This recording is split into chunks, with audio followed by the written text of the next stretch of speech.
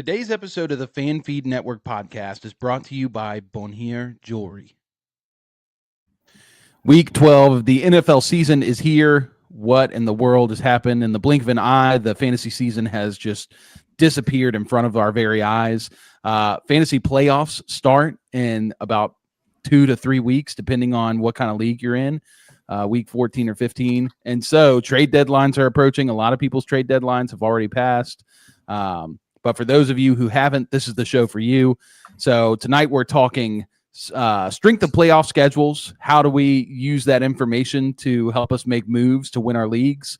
We're going to be talking about waiver wire ads and drops, and we're also going to talk trade targets. And we're targeting guys who are going to help us win our leagues. But yes, this is Week 12 Fantasy Football Podcast. Welcome to the show. If you haven't been here before, please hit subscribe, like the video, share a comment, hang out with us. We'll be answering questions all throughout tonight's show live here. You can also follow us on Twitter, Instagram, TikTok, and you can also listen to us on podcasts. If you can't listen to this show tonight live, you can listen to us anywhere podcasts are streamed. But I've got the fellas here. We've got Logan, Dom, Alex. Gentlemen, good to have you all here. Logan, how are you feeling after Sunday with your Chiefs? Still recovering from it. It's not looking good. That was definitely a must-win game, and now with the loss, the division is definitely out of reach, and now you can only hope for the wild card spot at this point. And we've lost all the wild card teams, so it's going to be an uphill battle for the Chiefs to make the playoffs. Yeah, that was my first response when I saw that. Was just, oh no, Chiefs are in so much trouble. Yeah. Like I did not have them missing the playoffs on my bingo card. Alex, you said, "Oh no," when you found out the Chiefs were in trouble. Yeah, I actually enjoy the Chiefs. I enjoy the Chiefs. I expect all you to be pretty happy that Chiefs are struggling right now. Oh, yes, I am. Like, to be honest, Alex, when the Patriots were, had their dynasty when I was younger, I was sick and tired of seeing the Patriots. So, of course, I'm guessing it's basically the same thing, just reciprocated. Don't worry, guys. You don't have to worry about the Bears. Hey, or do we? They're top of the NFC North. Right now, not dynasty-wise, but right now, you don't have to worry. You definitely have to worry about them now. Not dynasty-wise, though. Yeah, they're still maybe a couple years away, but they're super impressive too. 7-3. I cannot believe that the Bears are 7-3. Me neither. That is wild. So let's talk this Fan Feed Writers League real quick. I know Logan's not here in that league, but Alex, Dom, Alex, how are you doing in that league? I believe that I am top 3 now. I'm 8-3. I'm on a. Let's see. Yeah, I'm on a 4-game win streak. I'm currently second in the league. It's been a great few weeks for me, and killed it this week. Only behind, I believe, you and like 2 others in scoring. You were the top scorer this week. That's right. That's right. Didn't even need Brian Thomas. Leave him on the bench. Dom, how's it looking for you in the Fan Feed League? Rough. I think I'm on a 2-loss. Yeah, I'm on a 2-game losing streak, so not ideal. Yeah, the Broncos and Bo Nix definitely sold me. Yeah, I was hoping for Pickens 30 bomb to save me, but couldn't get me out of there. So we're sitting at 6-5 right now. We're still on a playoff spot, so should be good, but it's too close for me. I hate that. I hate when I'm like right on the edge. I'd rather know if I'm tanking or if I'm like 8-3 or 9-2. So definitely not ideal. Yeah, it's been quite a up and down season. I am getting railed just by the odds, because it's not like I'm the most points scored against. I'm like I'm in middle of the pack with the points scored against, but I'm second in the league in scoring, and I'm just now climbed up to 4th place. Yeah. But I've had a couple very good weeks these last couple weeks. Feeling good about the team. Get Brian Thomas back next week. No Travis Hunter. No nobody else really. So hopefully Brian Thomas can do something. Really, it's Trey McBride, which early on in the show, if everybody remembers, we were shouting, buy Brock Bowers, buy Trey McBride. Yeah. And that has panned out super well. Also, Josh Allen dropped a 60 burger in that league for me this week. So that's just stupid good. Interesting scoring settings we have there with the 40 bonuses, 40 plus throw bonuses. But yeah. Yep.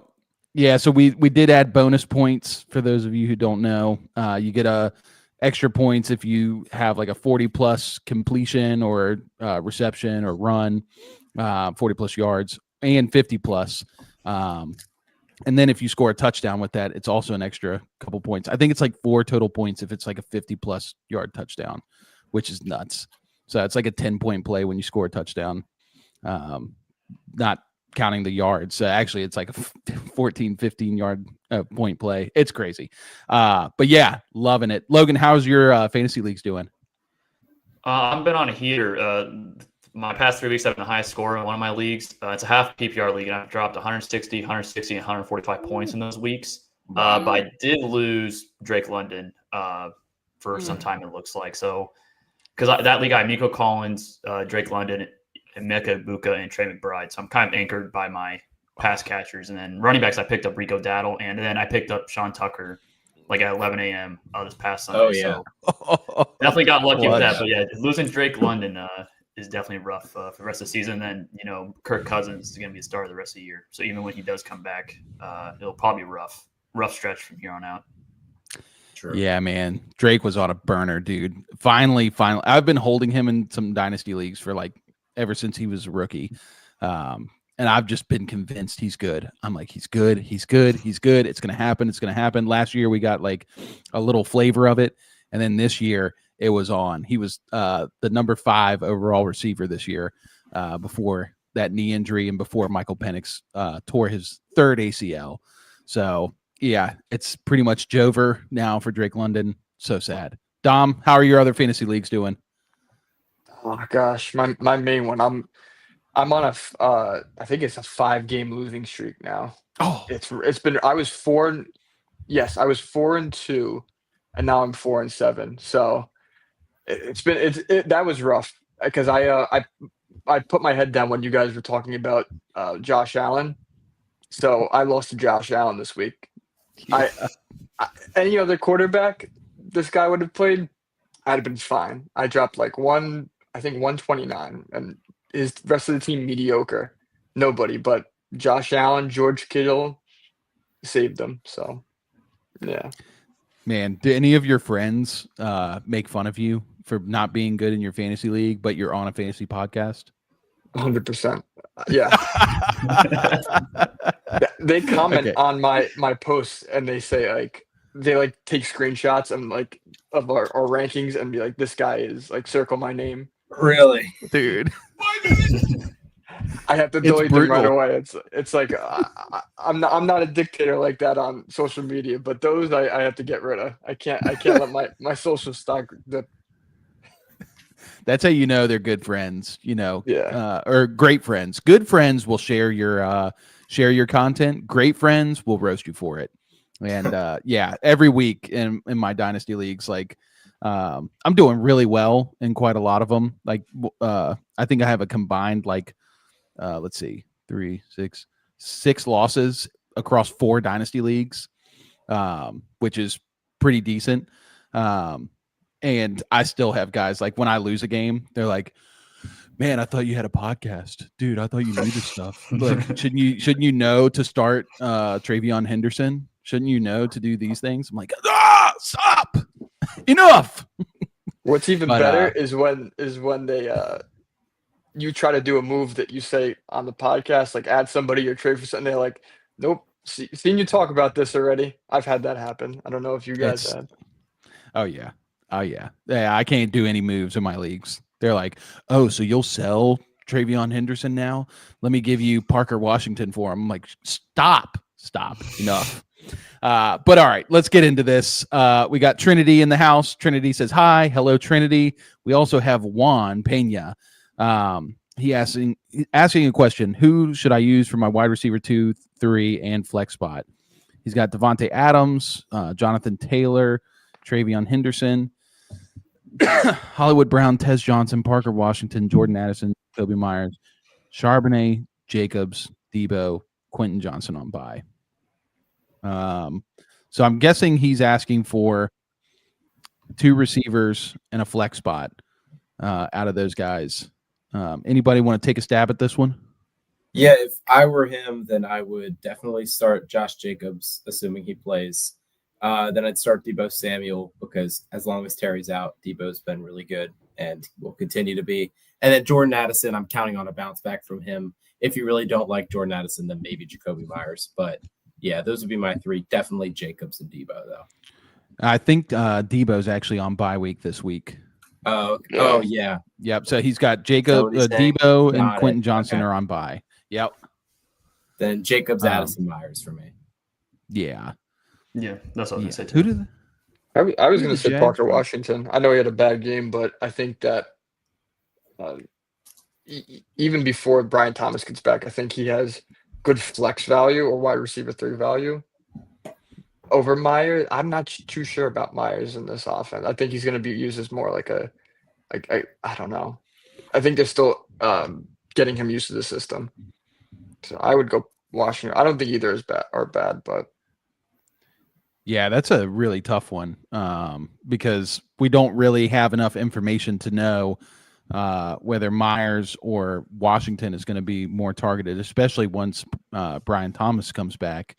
It's a good spot because they're playing the Cardinals, which Cardinals are putting up points. They're throwing the ball. Like, that is just a shootout city.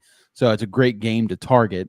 However, just don't know. I think Jacoby Myers would probably be where I lean, but I wouldn't be surprised if Parker Washington ended up playing.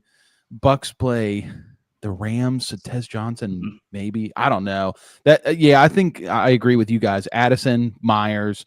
Did y'all say who did y'all say? Jacobs? You said Jacobs, yeah. Jacobs for sure. I doubt Jacobs will play. So in case Jacobs doesn't play, probably Charbonnet. Out of those 3, Charbonnet or Tez, just because Tez has massive touchdown upside. So anyway, thanks for the question, Juan. But yeah, let's get into this because we have quite a lot we want to talk about. We weren't here last week. It's playoff time. We're getting right down to the wire. If you go, I'll share this in the show notes later on for everybody if you're watching. But you can also just Google this. If you go to Reddit, you can Google strength of schedule for fantasy football playoffs. And there's a whole chart that somebody posted with the strength of schedule for weeks 15 through 17. And I'm going to read off some of these. Well, we'll start with the quarterback position. So the top 5 easiest quarterback schedules for the quarterback position. We've got the Minnesota Vikings, number 1, Miami Dolphins, and number 2, Indianapolis Colts, number 3, Washington Commanders, not Jaden Daniels, probably be Marcus Mariota, and then New York Jets at number 5.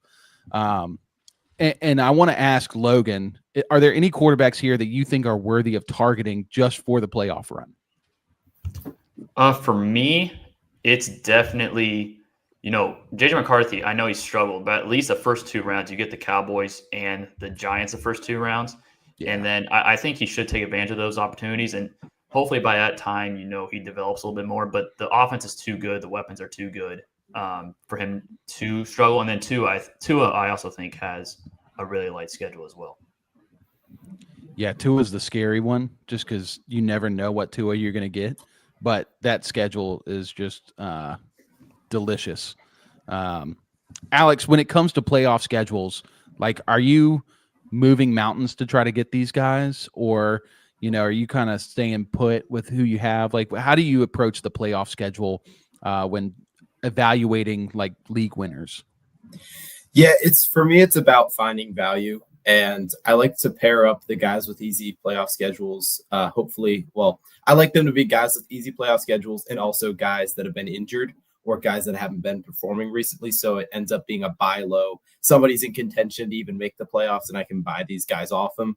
And that's why for quarterback position, my favorite guy is Brock Purdy, because he's been out forever and everybody's tired of having them in their IR slot. And weeks 15, 16, 17, or I think 14, 15, 16, he plays the Titans, the Colts, and the Bears. 3 pretty bad pass defenses. So guys like him who their owners are tired of having them on the bench, and they have a very easy, very favorable schedule, I will try to send them like a position player if they have a need for a flex or something in return for Brock Purdy. Yeah. Yeah, that's a great call out because obviously his matchups aren't technically in the top 5. He's at least according to this chart, it's the 7th best quarterback matchups for the playoffs. But Purdy is just solid. He's so solid, and they have so many weapons, and he's efficient. I think we saw that this past week with him throwing 3-4 touchdowns, I believe. I can't remember exactly, but he's playing super well. Going to have a lot of weapons as long as everybody stays healthy. But they do have just about everybody back. So I think that's a great call out. And I love your strategy when it comes to these league winners. Dom, is there anybody in the top 5 with the quarterbacks that you'd be targeting for the playoffs? Or is there anybody else that you think is worth targeting for playoff time in the quarterback position? I think I'm going out to Daniel Jones. I know he's had a really crappy last 2 games, but we've seen his upside. I don't think that anybody denies that he's been on fire this year. I think the last 2 games are kind of just an outlier. He has the 49ers in week 16 and Jaguars in week 17, which is your most people's finals. So I think he's just a great buy low right now, especially. I think what Alex said is perfectly the perfect strategy for everybody. You try to find that value where guys are not performing, especially right now. Trade deadline, you want guys that are not performing right now and have nice schedules. So I think Daniel Jones, Brock Purdy, guys like that are really, really good to go after. Yeah, definitely. I like the Daniel Jones one. Daniel Jones just scares me because I feel like he could turn into a pumpkin at any point in time. He feels like a ticking time bomb. But yeah, I mean, you could be bold enough and say you're going to go for Jaden Daniels. The owners of Jaden Daniels are probably extremely frustrated right now. He's been injured or hurt throughout the entire season so far. Currently out with that broken arm, terrible injury. Prayers to him and his family. But he's one that has just massive upside if he does play. And then, here's the thing. This is why I wanted to talk this strategy, because the New York Jets have a great quarterback schedule. But come on, are any of us going to depend on Justin Fields or Tyrod Taylor? Fields just got benched for this week. So Tyrod Taylor is set to start this week. I don't think Tyrod's going to keep the job very long because I think Tyrod's just as bad now. Virginia Tech legend. So shout out to Tyrod. I love him. But yeah, I mean, those aren't guys that I'm like, oh, I got to go get those guys, or I'm going to shift off of my quarterback to go get a Justin Fields because he's got a good matchup. You have to use some common sense in these. Jets just aren't going to throw the ball. I will throw this out there, and I think that Alex brought up a good point with the Brock Purdy. So with Josh Allen right now, obviously coming off that 60-point game, he has the 24th schedule. And I want to pull up. Sorry, I'm trying to pull all this stuff up. This is why I need a second screen, guys. Trying to pull up his schedule. So he plays Cleveland in week 16, Philly in week 17, and New England in week 15. So that's a pretty difficult schedule for a quarterback. If you have a Josh Allen team and you're feeling pretty good about your record right now, would you entertain a Josh Allen tear down to Brock Purdy and then gets a plus at a different position? And if so, who would you be targeting? Who wants to take a stab at this one? I'll take a stab at this. I think that you're going after an RB1 or wide receiver 1. Somebody like I see on here. I like Devon Achane. If you can go Josh Allen for Devon Achane, I know he's been on fire lately, but that's the value you're getting for Josh Allen right now. After a 60 bomb, you could sell him that high. This is right now. This guy is usually most quarterbacks you can't really trade. It's hard to gauge their value. But this is the time where you're going after a RB1. Or if your team, I see a lot of teams, sometimes people send me their teams lack a lot of depth, injuries, tight ends like Laporta was just put on IR. Get a good amount of wide receiver to get a Debo, get a Get a Marvin Harrison, get a Derrick Henry, guys like that where you could get 2 or 3 of those guys for Josh Allen. I don't mind that, especially if you need depth. So let me read you this. Once again, I'm pulling up dynastydaddy.com. Shout out Dynasty Daddy. You can go on there, look up their trade database, and they have listed trades that have happened in all kinds of leagues. So I put in Josh Allen and then Brock Purdy on the other side. I'll give you a couple examples. You guys tell me if you take this or not. So 2 days ago, somebody traded Josh Allen for Brock Purdy and Derrick Henry. Logan, would you take that trade? Is this do you say dynasty or is it redraft? This is redraft. Redraft? Yep, one quarterback redraft team. I probably side with the Josh Allen side. It's just gonna be tough for me to trade Josh Allen at this point, to be quite honest with you. I know the schedule's tough, but like in 2 weeks, yes, Cincinnati week 14. That could be a week where you're trying to fight for a bye week, trying to fight for positioning in the standings. I would probably take the Josh Allen side on that one slightly. Okay. All right. How about this one? This one's for Alex. Josh Allen for Brock Purdy and Jalen Warren. Oh gosh, Josh Allen's side. I kind of disagree with what Dom was saying earlier, like trading Josh for depth, because there is no other quarterback who brings the fantasy upside of Josh Allen. Like even Lamar had an amazing season last year, but Josh Allen was the quarterback one the 3 years before that. Josh Allen is the standard when it comes to fantasy football. He's the only quarterback in NFL history to have a 3 passing touchdown, 3 rushing touchdown game, and he's done it twice. I would not trade Josh Allen unless it was the most enticing, incredible, lopsided offer of all time. He is amazing to have on your team. I don't care who he's playing. I'm starting him. All right. How about this one for Dom? I've upped it a little bit because I think I agree. It's hard to tear down so much from Josh Allen down to Purdy. That's a massive, massive drop. And you're most likely not going to get some of those guys like Dom mentioned, which Achane would be a great one. But, most guys aren't going to trade Achane. They love Achane if they're smart. But what about Lamar Jackson? Lamar Jackson's been hurt. He hasn't really performed. Owners are frustrated with him. Here's a trade: Josh Allen and Kenneth Gainwell for Lamar Jackson and Ashton Genty. Dom, are you taking that?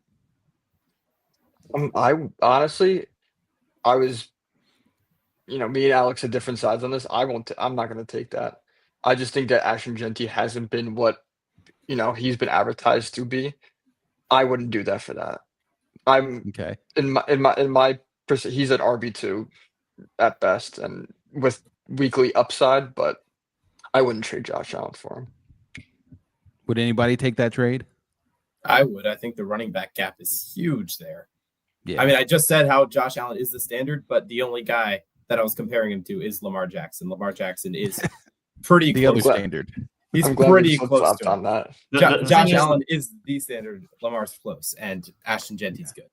Sorry, Logan. I mean, Genty's good, but he had 6 carries for 7 yards last night. It's just like in the first half last night, they threw the ball 28 times and ran the ball twice. And just like, I think he's a really good player, but I don't really want, pieces on that offense. So I would take the Josh Allen side. And Lamar, he has the Jets this week, so he'll exploit that matchup, but I'll still take Josh Allen over Lamar. Yeah. And I think the Genty thing was, game script. There's a lot of people freaking out about Ashton Genty right now. I'll actually let's talk about this for just briefly. Ashton last night was terrible for all intents and purposes. A lot of people are saying that he was not worth the early second or late first round pick in redraft leagues this year. Going back, would you still take the stab at Ashton Genty at that spot, knowing what you know now? Logan, I'll ask you. At the back of the first or early second? Yeah. Yep. I would not. Yeah. I would not. And if you look at his schedule, he has his week 14 through 17 is Denver, Philadelphia, Houston, and then Giants week 17. So Giants is a light. That's a game you want to play him in. But the other 3, those are top defenses. So if you trade for him now, which you're going to have to because the trade deadline is in a week or 2, it's not going to, pan out at the end. Well, let me ask it this way, because I think that I didn't phrase that well. Knowing the range of outcomes for Ashton Genty, obviously we've hit kind of the lower mid range of the outcomes of what he could have been. But do you still think that, looking back, do you think the process was correct to take him that early. Alex, I'll turn to you. Would you take a rookie running back who was drafted in the top 10 on the Oakland Raiders or Las Vegas Raiders? Sorry, showing my age.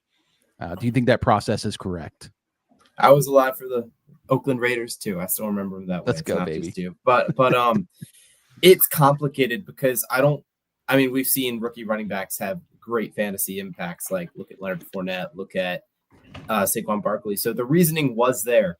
However, I just don't think we knew how bad this Raiders offensive line would be. Like it's absolutely atrocious. It's one of the worst offensive lines that I've ever seen. So yeah, I think that we need to give a little bit more thought to how good the people blocking for the running back are when we're drafting him overall. But yeah, I still think that we shouldn't be turned off of rookie running backs in the future just because Ashton Genty's had a rough season. Yeah, and I think that's the point I think I wanted to point out is that it's easy to say in hindsight, like, oh, he was a terrible pick and, we all missed, right? But, like, understanding what Ashton Genty could have been had he hit, if you understand that, to me, it's worth taking that risk. But obviously, I play in a lot more leagues, so I'm not as dependent on just my 1 or 2 drafts. If you're only in 1 or 2 drafts, then yeah, I get why you want to draft safely. But let's move on. I do want to bring up this question because this is kind of nice. K-Space 91.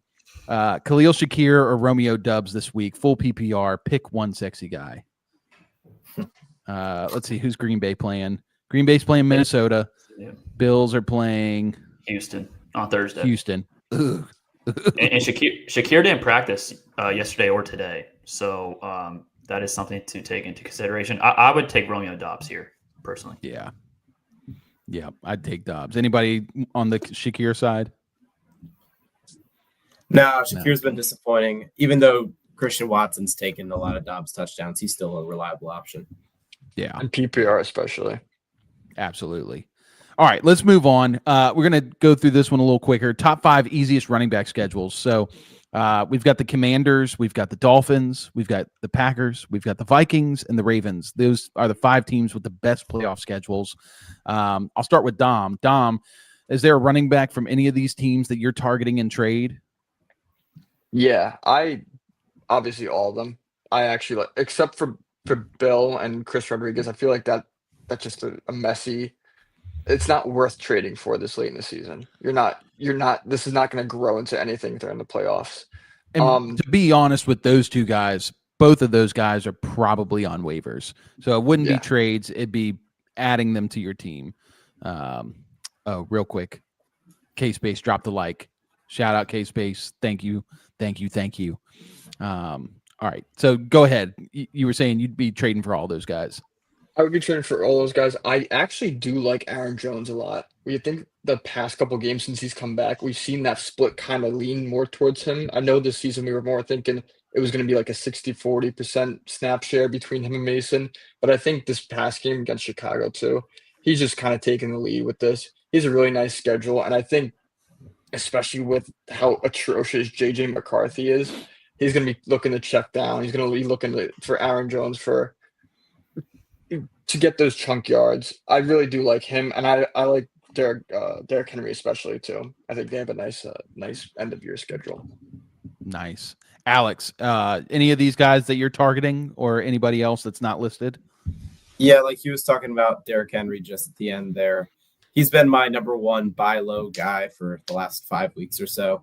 With Lamar back, he's more efficient, and I think he's going to have an incredible stretch as they make this playoff push, aided by the fact that Rodgers has the broken wrist. I think Ravens are going to get into the playoffs, and he's going to be a big reason they do. So I'd be trading for him if you can.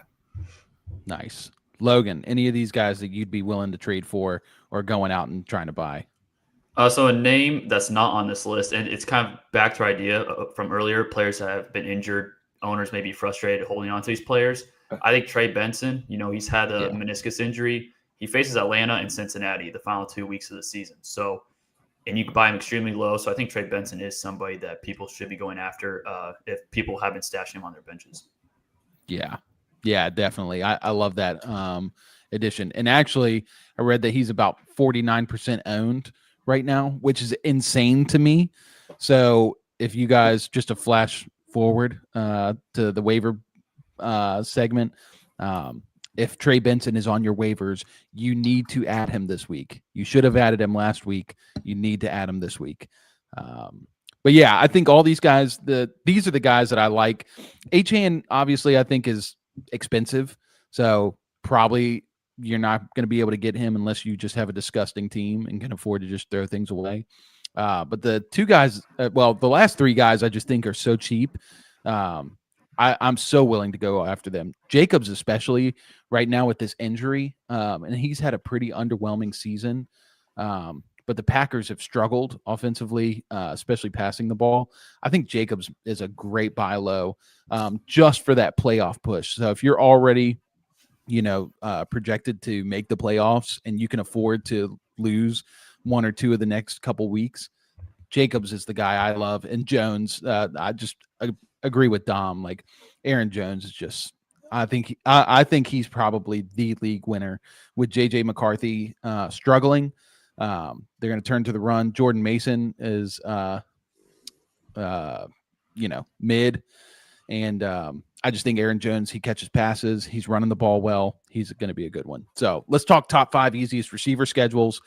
We've got the Niners at number 1, Commanders at number 2, Packers at number 3, Patriots at number 4, Cleveland Browns at number 5. Before we do that, really quick, Kendrick is in the chat. He said, Alex, how did that Montgomery Higgins trade work out for you? I mean, it worked out great. Higgins had a touchdown. He's my wide receiver 1 by far. I mean, this season has been riddled with wide receiver injuries for me. I have McLaurin, Hill, and Neighbors. I drafted all 3 of them in the top 5 rounds in the Fan Feed Writers League draft. I needed a wide receiver 1, traded Montgomery for Higgins. Could not be happier. He's going to score me 40 points this week with Jamar Chase out. So, yeah, I'm happy moving forward with Higgins. I like his value. I like his quarterback situation. Yeah, happy with the trade. How about you, Kendrick? How are you enjoying David Montgomery right now? But yeah, I'm sure he'll type out a response to that. But yeah, we'll leave him to do that. So Logan, let's start with you. Any of these receivers, those top 5 teams that you would be targeting for trade? For me, it's Ricky Pearsall. He's coming off a disappointing week. He's been injured most of the season, and like you said, they have the easiest schedule remaining among the wide receivers. And we kind of talked about earlier, they faced Tennessee, the Colts, and Chicago during that stretch. And I do think if he can stay healthy, he should be able to produce. I know he only had 1 catch this past week for 0 yards, but I do think that can cause like a really low buy now price. Nice. Yeah, really quick. I'm messing with some settings here. For some reason, our mobile setup looks like crap. It only shows Dom's forehead, Alex's forehead, and then my chinny chin chin. No. So sorry to all you on mobile. I'm currently working on a fix. But let me pass this over to Alex. And Alex, take some time talking about these receivers if you don't mind. Maybe I should just move my head up this high, and that'll do something for me. But Alex will run it. Yeah, I'm just a huge fan of the Vikings receivers moving forward. They're outside the top 5. I know. They're at number 9 on that list of easiest playoff schedules.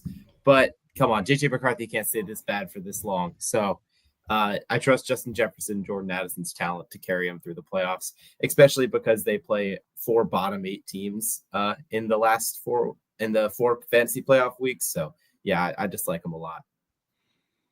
Nice. Dom, how about you? Yeah, I agree with all those guys. I really actually like Devonta Smith. Sorry, I'm watching Logan in the mobile screen. I do really like the Devonta Smith. I know that offense has been notoriously bad this season passing. Just his upside, his target share. I do like Jordan Addison as well. 7 targets this past game, just terrible drops. But I do like him, Jordan Addison, Juwan Jennings, Ricky Pearsall. Those guys I think have really solid schedules, and you can buy them low right now. They're not wide receiver 1s. You can trade a guy like who had a good game, Kenneth Walker, get him out of your lineup if you have him. Get one of these guys, get an Addison, get a Devonta Smith.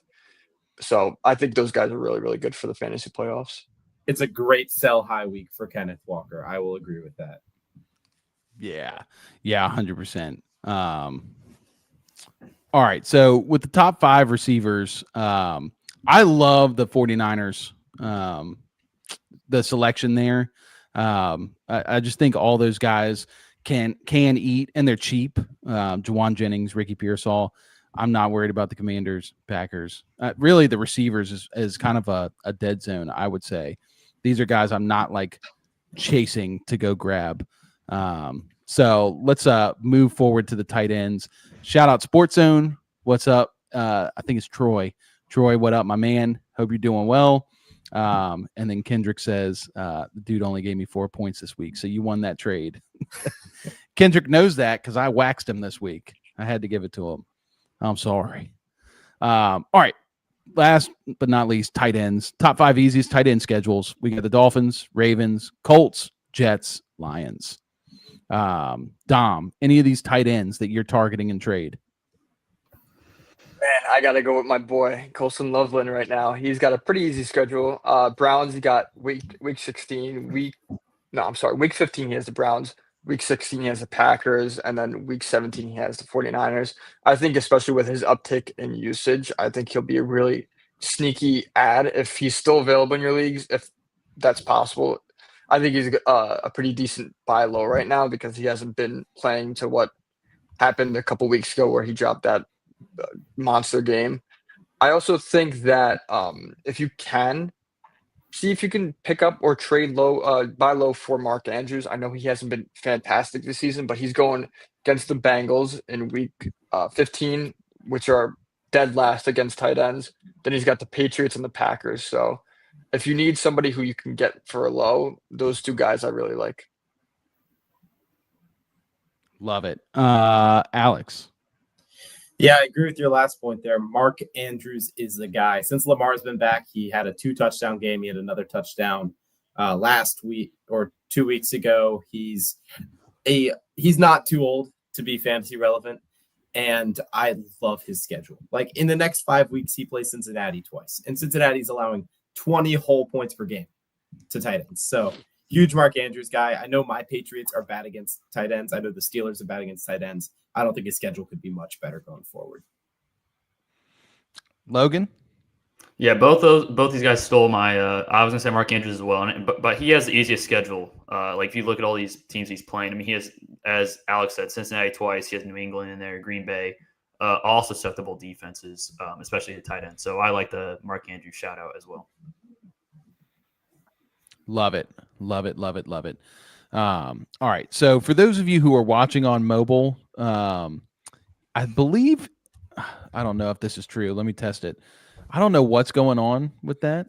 Kind of screwy, but we do apologize. Watch it through your browser. So if you're on your phone, go through your browser, Safari, and you'll see us normal, and we'll fix this before the next pod. All right. When we talk about tight ends, there's a lot of sleeper guys here. Obviously, Tyler Warren, I think, is the guy that's too expensive. And I just don't think you're going to be able to get him. Laporta's hurt, so not really interested in him right now. I love you guys all talking about Andrews. I think likely would be a good guy to grab off the waivers if you have the space to do so, just as a flyer if you're really hurting at tight end. And then Darren Waller. He's one that we've got on the waiver list here that we're about to hit. When Darren Waller comes back from injury, which I believe will be next week, I mean, dude's just a touchdown machine. He's got the number 1 tight end schedule. Tua's got a very easy schedule. The whole Dolphins offense is just got an easy schedule for the playoffs. So Waller's a guy that I really enjoy having, and especially with the Dolphins offense playing a lot better recently. So yeah, I think those are great ones. Sports Zone says AJ Barner or Noah Fant. Anybody want to take a stab at that? Can I I'll choose say AJ either? Barner. Yeah, I was gonna say neither. I'll go say to Barner waivers? if I have to choose. Yeah, if Only we're choosing, it's Barner. Yeah, I was about to say he has a very nice fantasy schedule, football playoff schedule, but he just doesn't get targeted enough. It is not that offense isn't tailored to tight ends. Yeah, absolutely. All right, so that does it for the playoff schedule, strength of schedule. I think it's a very useful tool when looking towards the playoffs, especially if you've got a bunch of guys who are have really tough schedules. So like, I'm not worried about the top tier guys, and I think we can all agree on this. Like, if it's a Bijan and he's got the 31st ranked playoff schedule, we're like, okay, that sucks, but it's Bijan. Like, start your studs. But when you have a guy who's performing well now, here's a perfect example: Jaylen Warren. So Jaylen Warren from weeks 11 through 17, weeks 11 through 17 altogether has the 4th easiest schedule. But just weeks 15 through 17, he's got the 31st ranked schedule. And so Warren is a guy that if you can sell him high because you still have a trade deadline that hasn't hit yet, I encourage you to do so because it's going to be really bad in the playoffs. It's a bad Steelers offense with the Jaylen Warren that's performing well. And you could probably get something, maybe a Jalen Waddle, like go target a Jalen Waddle who, is playing on an offense that's ascending, and he's the number 1 target earner there right now. So anyway, that does it for that. Let's head into waiver wire. Number 1 guy I've got here, Emmanuel Wilson. Logan, you like Emmanuel Wilson to be the backup for Josh Jacobs? Yes, and like you stated earlier, I don't think Josh Jacobs ends up playing this week. They played Detroit on Thanksgiving. I think they want him to be as healthy as possible for that game. And Emmanuel Wilson dominated the backfield, snaps when Josh Jacobs went out last week. I believe he had 10 carries for 41 yards and a touchdown. And he had like 35 of the 40 snaps in the backfield. I believe Emmanuel Wilson, for me, would probably be the top waiver wire ad this week. Yeah, I think it's a great ad. Alex, when Josh Jacobs was initially hurt, Schefter came out and said that his injury would not require surgery, which leads me to believe that the injury is pretty bad. So do you think Wilson might have some value moving forward, especially going into the playoffs potentially? It's interesting. I don't see him getting any more value than like Zach Charbonnet or one of those second fiddle guys to another player. I think that, yes, this week, if Josh Jacobs is out and the next week as well, he will have value, maybe be a good RB2/flex play. But going into the fantasy playoffs, I don't see that much value in him in the long term. Because Jacobs, we forget, he's still one of the best running backs in the NFL. Yeah, absolutely. All right, I'm going to turn to Dom on this one. Dom, what the heck happened with Michael Wilson on Sunday? Marvin Harrison was sitting at home crying his eyes out that he didn't get the usage that Michael Wilson got on Sunday. That was craziness. And it's sad because I remember looking at him on Sunday, and I had Devontae Adams, who we all know what happened to Devontae Adams on Sunday, 1 yard for 1 touchdown. And I was like, he's hurt. Maybe I should pick up Michael Wilson. I know Marvin Harrison isn't playing this week. Let's see. Maybe Jacoby Myers does something. Everybody left him on waivers. He did that. So definitely upsetting if you didn't pick him up. If you did, I don't mind starting him as a flex. Even when Marvin Harrison is back, I do like his upside, especially with Brissett at quarterback. I do like his upside as a flex. If Harrison is out again this week, he's a wide receiver too with high upside. Yeah, that's crazy. We've talked about this throughout the year, about how the Cardinals love Michael Wilson. It just is so funny that Marvin Harrison misses 1 game and they're like, all right, Michael Wilson, you're getting 18 targets. You're our Jamar Chase now. Alex, I'll come back to you. Do you think Michael Wilson has value moving forward beyond just this next week? I do, because I think that Jacoby Brissett is throwing the most passes that we've ever seen a quarterback throw. He broke the record for most completions in a game on Sunday. Like, where did that come from? I don't know, but we've been saying for weeks that he's the better option for fantasy receivers than Kyler Murray. He's leading them to produce on like 2022 Joe Burrow, 2021 Justin Herbert levels. He can sustain 3 relevant fantasy receivers maybe. And Michael Wilson, at his worst, he's going to be like a Tyler Boyd, a not the top option, but he's still going to be relevant in fantasy. I think he's a flex play going forward. Yeah, that's crazy. Logan, do you agree? Do you disagree? I agree for sure for this week because I don't think Marvin Harrison Jr. is going to end up playing this week. Appendicitis usually it keeps players out for a few weeks, and they're a 3-8 football team, so they're not going to rush their first round pick from last year back onto the field. I do think Michael Wilson does have some near future value. I don't know if it extends into the playoffs, but I do think these next few weeks he could provide some value. Yeah, just insane. I think the big lesson in all this is buy Jacoby Brissett. He's a dog. He's so good. Like, what is going on? I'm gonna pull up this question from Sports Zone really quick. Troy says Singletary for leagues with 10 or more teams could be a good pickup. And yeah, I mean, how do y'all feel on the Devin Singletary versus Tyrone Tracy dilemma? Tracy actually had a good game this past week. Singletary, I don't really know what he did. I need to look that up. But he only averaged sub 3 yards per carry, I believe. But he had the 2 touchdowns. Who's that, Singletary? Yeah, he had the 2 touchdowns, which kind of saved his day. Yeah, he got all the red zone work. Okay, so yeah, I'm gonna pull that up. But I mean, what's our stance when there's a guy scoring all the touchdowns, but another guy doing all the work? Who do we buy? I buy the guy getting 4 receptions for 51 yards, and that's Tyrone Tracy. Yep. Yes. I'd rather go with the guy. I'd rather go with the guy who has volume over than gain lucky goal line touchdowns. I'd rather get a guy who's gained a workload, which they both had a healthy workload, but Tracy is much more explosive. I see this as a crappier Kenneth Walker and Zach Charbonnet, just kind of the same kind of deal, but they're on the Giants. So no offense to any Giants fans out there.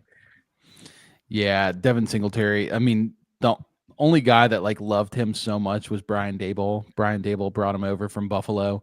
Now Daboll's gone, and Singletary actually had his most work all season with Daboll gone, which is crazy.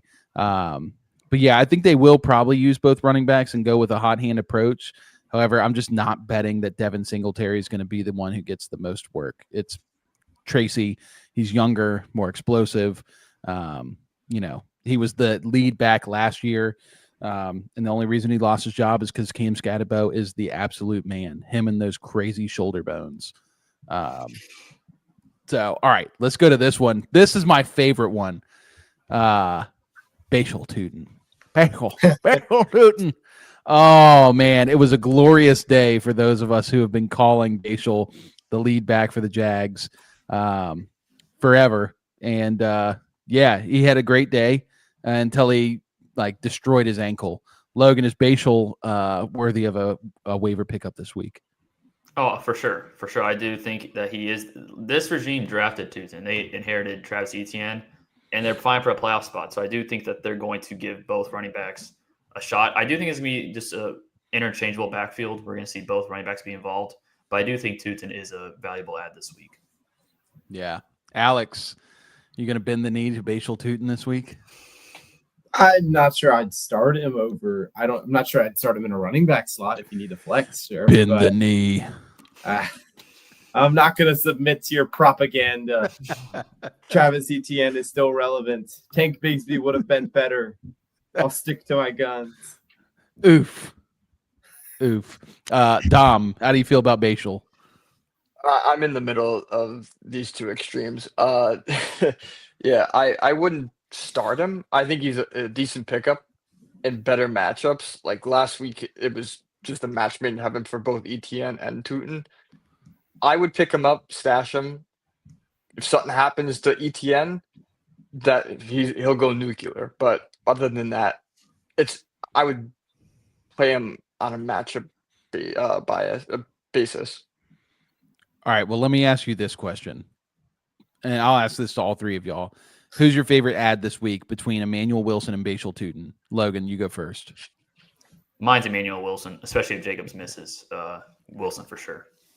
All right. So, Alex, Bashal or Emmanuel Wilson? Yeah. For this week, Emmanuel Wilson. Honestly, for the rest of the season, maybe Bashal too. Oh, yes. Dom. Yeah, I'd agree with Alex. Just the rest of the season, I like Tootin, but This week though, it's Wilson. Yeah. So this is the game we were waiting on, and this is a really good thing I think for us to just briefly sit on is, do you go and get the guy who's got an immediate role for at least 1 week, or do you go for the guy who's, starting, his young rookie who's starting to potentially take over a backfield? And that's the issue we have here. And it could easily be that this was a game script thing where they were running the ball a lot in this game. They were up quite a lot. What was the final score of that game? It was 35-6. Yeah. So it was a run heavy game. Chargers are terrible in the trenches. So it could have just been a game script thing.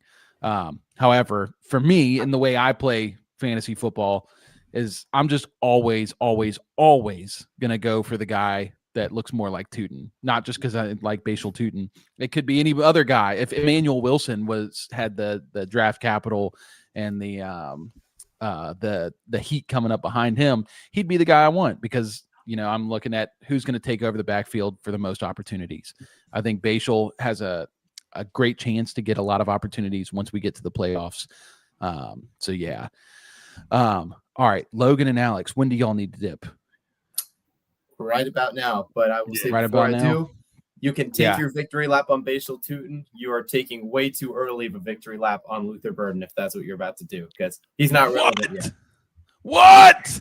I agree. Hit you. I agree with I that. hit you. Can I hit you with something real quick? Yards per route run. He's played Yards like per 20 route run. snaps. Yeah, but I mean, amongst the whole team, he's crushing them in yards per route run. He's got a yards per route run of 3. And what does yards per route run tell us? Alex would know because he knows stats. Yards per route run is a good statistic usually for finding value when there's high volume guys and they're getting a lot of yards per involvement on the field. If they're going to get more workload, it's good for them to increase their fantasy value. However, he's the wide receiver 3. He only got on the field for 44% of snaps, and that probably won't change. So not yet. I don't not know. yet on Burden. And his quarterback completed 50% of his passes. So, and they have a tough schedule moving forward. So I would not be moving mountains for Luther Burden at all. Well, I'm glad y'all just. I'm biased, so my opinion doesn't count. I'm glad y'all stayed on just to poop on my parade, just to dump on me. And we'll have to ask the next two guys. Yeah, but Luther's too early. Yeah, I agree. Low volume passing offense. They're running the ball a lot more right now.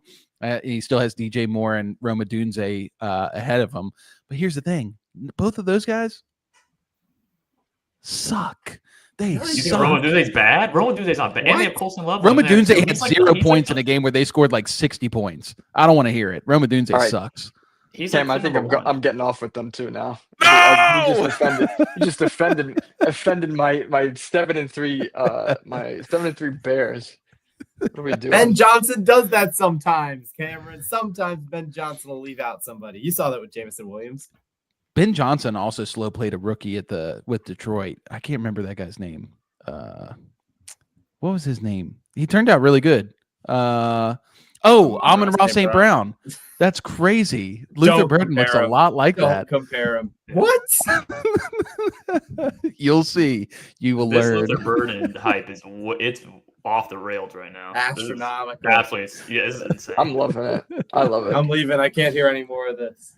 All right, y'all go add your old man Emmanuel Wilson, and I'll add Luther Burden. Wait, so are you so the 3 for 27 is why you're this hype? No. I do not care about the stat line. That was bad. I mean, 3 for 27 is not good. And he dropped the ball. That was like a 20-yard pass. But he had 6 targets, led the team in targets. I just think the game script was just bad. I just like that he's getting more opportunity. And I think the more opportunity he gets, he's going to, produce. And we already saw Olamide Zaccheaus have some games where he was getting targets. And I think Luther Burden could double the value of those targets just because he's that much better than Olamide. And that's why the yards per route run thing is important to me, because it just means that a player is earning targets, and receivers, when they earn targets, are very valuable in fantasy. So anyway, that's all I'm saying. It's not a victory lap yet. It's just getting out ahead of the crowd. I think we're a year away from, because I think DJ Moore made the trade this offseason. That's easy to say now in week 12. Well, Where's the conviction? Their schedule's tough, man. Their schedule's pretty tough moving forward too, as well. Probably means they got to throw the ball. But anyway, no. This is good discourse. You guys keep me grounded, because if not, my team would be full of just a bunch of high upside rookies. Yeah, Jaden Blue, Bill, RJ Harvey, Tyler Shuck. Yeah. Tyler Shaw, high upside rookie. What are you talking about? Hey, don't say that. All right, guys. Well, y'all enjoy your week. We'll see you next time. See y'all. See you. All right, Dom. We dropped 2. We're gonna add 2. You ready for this? Yes, sir. All right, here we go. We got Caleb. Yo. Tyler Shaw. Tyler Shaw. Tyler Shaw. All right, so we got Caleb. Everybody knows Caleb from the Sunday show, and then we got B Mike. Big Mike. B Mike. Happy to be here. Big Mike is currently recording on a potato, so that's awesome. Is it that bad, really? No, not it's your mic, but you're okay. You're okay. Now you look cute, man. Yeah, you do look cute. I'm only human hair. All right, real quick, I'm gonna pull up these comments from Sports Zone. He says that Tyron Tracy could get injured again, is what I'm thinking, and that was on the Singletary thing. So yeah, if Tracy gets injured, Singletary's worth adding. And then he also said that Tootin will be good for dynasty leagues. I think he will be good for redraft leagues as well, my boy. But anyway, Cabes and Mike. Well, I'll start with Cabes. Luther Burden. You adding Luther Burden this week? Is he a dog? Dude, I have had Luther Burden and Bashal Tootin on my bench since draft day. I refuse to let go. It's hard to get excited right now because obviously it was a little bit of production, but this is what we've been waiting for. We know that rookies take time to develop and be good. Only the elites of the elites start off day one crushing it. But like you said, Amon-Ra St. Brown, late bloomer. A lot of these guys, just late bloomers. So I'm not saying Luther's going to come in and start dropping 20 and 30 a game, but it's a high upside play. It's someone you can go grab right now, hold on your bench, and see what happens. It doesn't hurt, and you want to get him now before next week, or the week after, when he does have that big game. And then everyone's getting him. So take the time, get him now, see what he does. If he doesn't do anything, you missed out on Emmanuel Wilson for a week while Josh Jacobs sideline, Yeah. So that's where I'm at. That. Mike, are you taking a flyer on Luther? I think it kind of depends on how deep your leagues are. Like I'm in some leagues where I only have like 5 bench spots. So if you're talking about a league where you only got 5 bench spots, no, he's definitely not someone I would add. But if you're talking about like deep leagues, I'm in some leagues where my bench spots are like 10 to 15 spots. So like I think he's worth taking a risk. He's not someone I would start right away. I'd probably wait. I'd say 3 to 5 weeks. I'd probably say I'd give him another 2 weeks to see how he does. But he's not someone I would really trust down the stretch, to be honest. I just think there's way too much target dilution with the Bears right now. I think I don't think Caleb Williams has found like his guy. I think everyone's kind of getting a little bit of the pie week to week. So he's not someone he's just not someone I'm like super high on like y'all. I do think he's very talented for dynasty. I absolutely like him.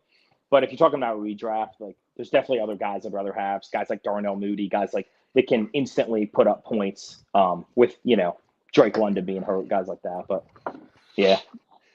Dom, you didn't say much earlier because the other guys were bullying us for being Come on, Dom! Bears fans and also I'm Luther biased, Burden though. fans. I can't say anything. I'm biased. Yeah, would you take a flyer on Luther? I mean, that's like As a Bears fan, how do you feel about Luther? I feel the same way I feel about Almeida. How do you say it? Zacchaeus? I don't even know how to say his first name. Olamide. It's the same thing. Olamide, yeah, he's getting the same type of work as Luther Burden, and it's so weird because obviously Burden is better than Zacchaeus, but like it's just the usage. I wouldn't mind taking him. I wouldn't mind putting him on your bench, especially like DJ Moore's target. I'm sorry, DJ Moore is not built for this team. He's just Thank you. yeah, he's not built Thank for this you. team, and he doesn't. I don't know. He just doesn't look in play. Romo Dunze, for all the bad games he's had. I'm a Romo Dunze owner. He's had some pretty bad games. He belongs on this team. Luther Burden looks like even Zacchaeus looks like he belongs on this team. DJ Moore just doesn't look like he fits in this scheme, and Burden is playing a lot of the slot snaps. I think he played above like 80% of slot snaps this past week. So I don't mind taking a risk on him. If it's a wide receiver that, especially in a deeper league, I don't mind. Obviously, Dynasty, if you don't have him already, grab him because that'll be the Bears wide receiver 2 next year. Yep.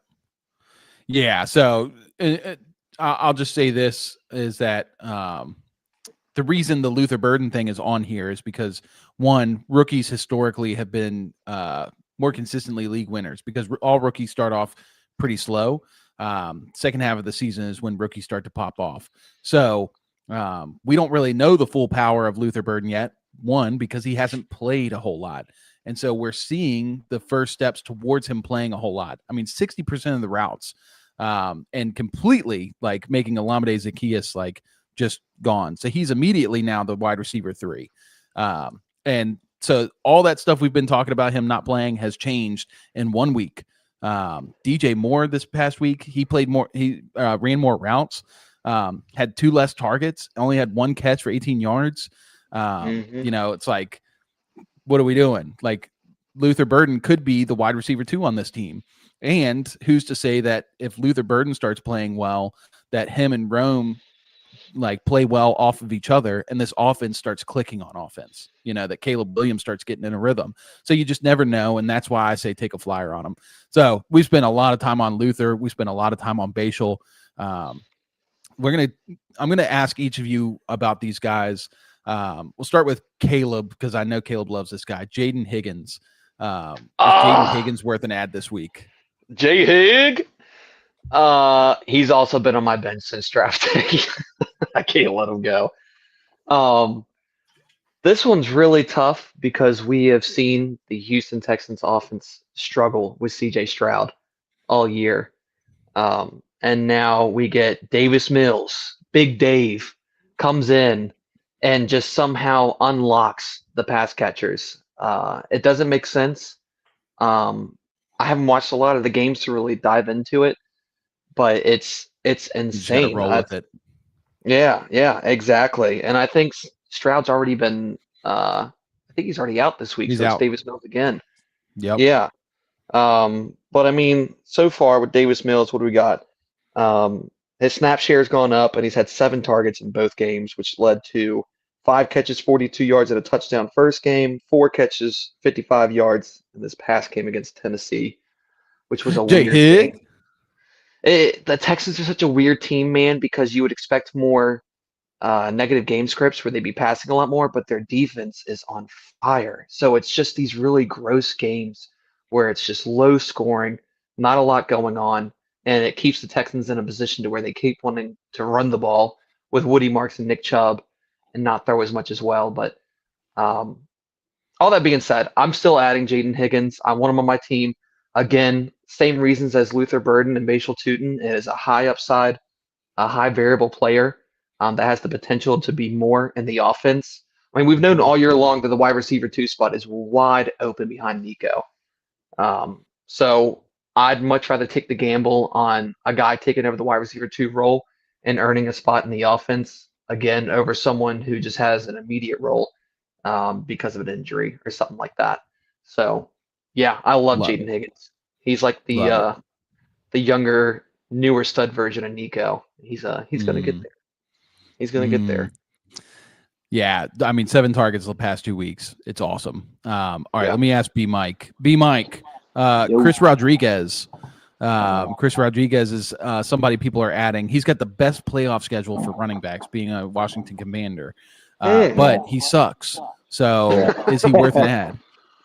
I mean, I would never personally play him, especially because we don't know when Jaden Daniels is coming back. I think the whole offense right now is struggling. I think if they could get a little bit going in the passing game, he could have a little bit of, value, but I don't like him personally. I think Bill's still part of I think they're still going to be using Bill here and there. I don't think there's really going to be that one guy who's going to take over completely in that backfield. And I also don't trust the offense at all. I think they're just a very mediocre offense. I think they're not really going to get anything going. Maybe if they get Jaden Daniels back, but by the time that he could maybe come back, I feel like they have no chance to make playoffs. So I don't know. Would they really rush him back after kind of a gruesome injury? I don't know if it makes any sense. So personally, me, I mean, again, in if you're in deep leagues, and you have to have a starting running back, he is technically a starting running back. So for that case, yes, you maybe could. But if your team, I mean, if you have no one else, yeah, I mean, he's like a last resort kind of guy for me. He's definitely not anyone I would personally be starting. But again, sometimes you're desperate. Players get hurt. JK's down for the season. Josh Jacobs is going to miss some time. So I mean, if you have guys, you just have to start him. Then yeah, I mean, he's better than a backup. So yeah.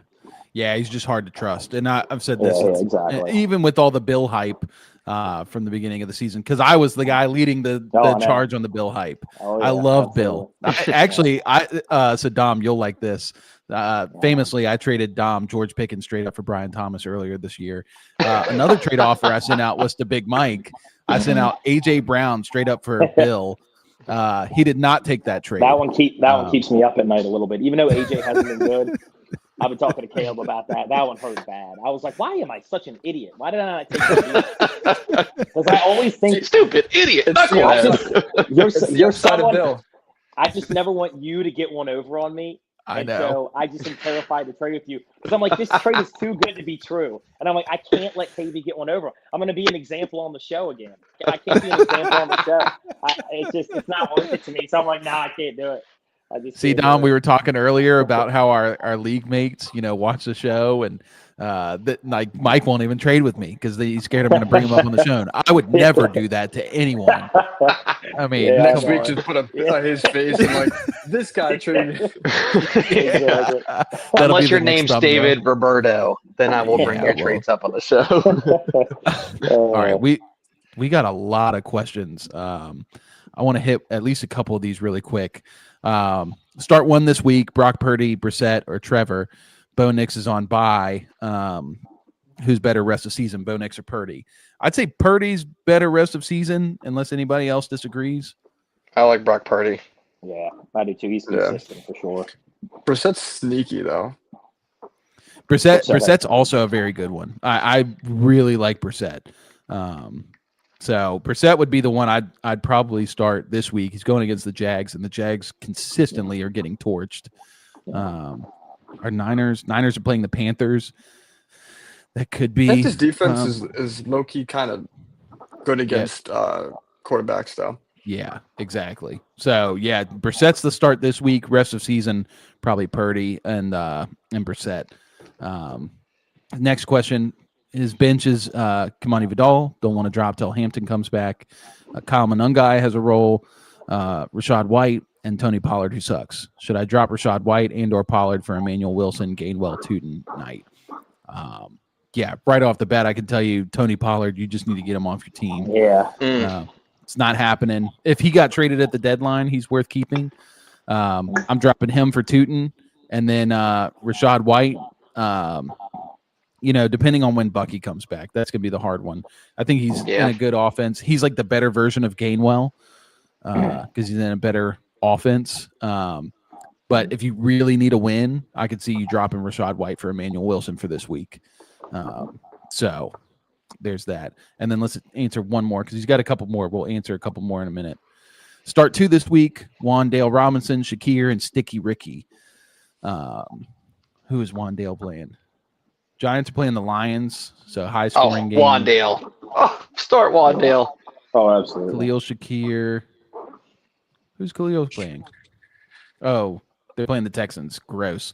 And Ricky's playing on Monday, playing the Panthers. It's kind of a tough one. It's probably Wandale and Ricky.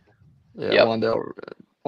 Shakir is just in that offense, especially even after I don't know who Shavers is or where he came from, but that's the new Bills wide receiver one. So until Terrell Shavers is hurt or out of the lineup, I don't know. It's just that Bills offense, unless it's Kincaid or Cook, is just so out there. Yeah. Or Uh, you push them all to the side and you go pick up Jaden Higgins and you start him this week. Yeah.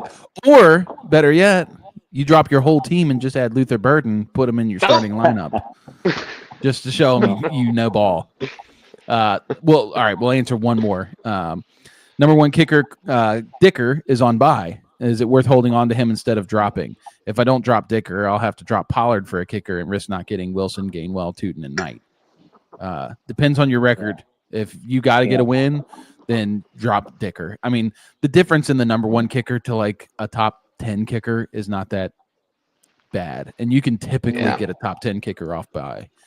I would say, Mike, do you disagree? I would say the only way, if you can get Fairbairn off waiver wire, I know he's in a lot of leagues because he's coming off an injury. Fairbairn has been so good because Texans just struggle big time in the red zone. So he's someone I would definitely target at kicker. If you can't get someone like him, I normally don't care about kickers, but I will say sometimes kickers can be the difference between you winning and losing games, especially in tighter games. I honestly don't think it depends the guy's team, but I don't think Pollard has any value. I think right now you have to keep guys that you're going to start in the playoffs, and Cameron Dicker is someone I definitely am going to start when I make it to playoffs. So for me, I'm keeping Cameron Dicker. I typically would never say to keep two kickers, but in this one scenario, I think I would, unless you can get guys like Fairbairn on waiver wire, which typically he is there, but not all the time. So I think that's crazy. So would you rather have a kicker, let's say it's Fairbairn, or would you rather have Bashal Tootin on your bench? I mean, typically, I'd like to have both. Because that's if I could get Fairbairn, I'd drop Cameron Dicker. So if I could get Fairbairn, I'm dropping Cameron Dicker for Fairbairn, and then I'd get Bashal Okay, I see what you're saying. For Pollard. But if you can't get Fairbairn, it's tough because sometimes some of these guys are getting like 2 to 5 points a week, and you got to have guys like Cameron Dicker getting 10 to 15 points a week. I mean, 5 to 10 points can be the difference between winning a lot of games. It's been the difference for me multiple times. I just lost Eddie Pinheiro, or however you pronounce his game, for the 49ers because he just hurt his hamstring. So this week I'm having to pick up a bunch of kickers in a lot of leagues. And yeah, I'm hoping Fairbairn I'll be able to get him in some leagues because he's been very good when he played. So that's the hope. All right. But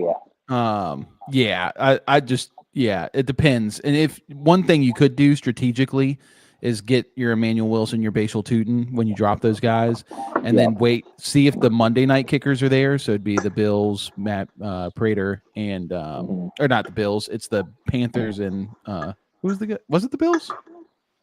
No. It's Niners.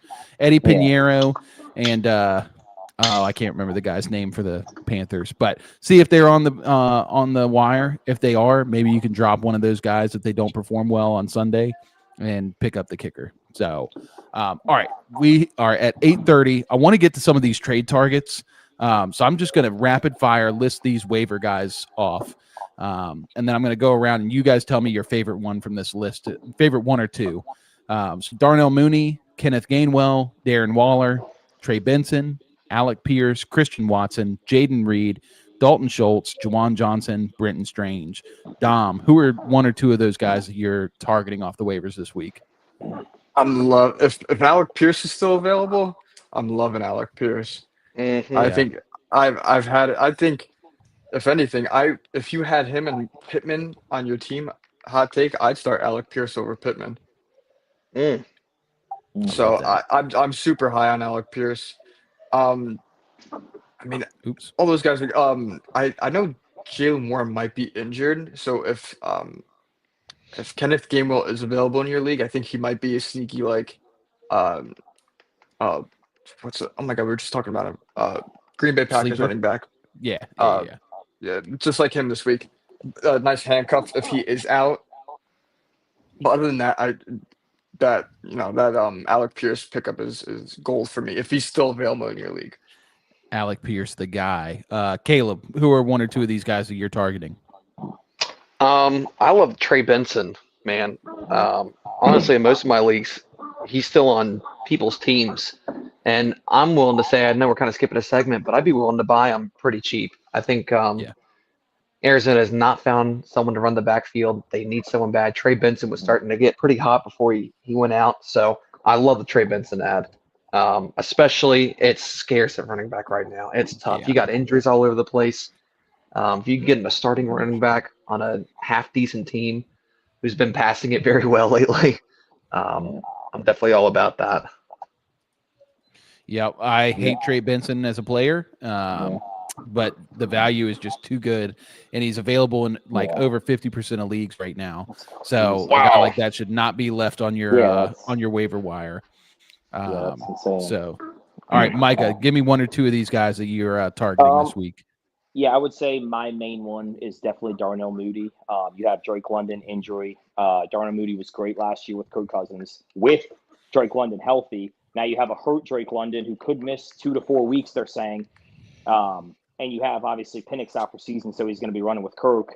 I think he's definitely a top ad because, I mean, I think me and Caleb were talking about this earlier. They have no one else to throw to. I think they have, Jamal Agnew? They're starting Kadarius Hodge.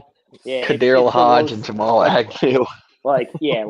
Did y'all know that David Sills the fifth was like super famous a few years back because when he was like 13 or 14 years old, he committed to USC as a quarterback?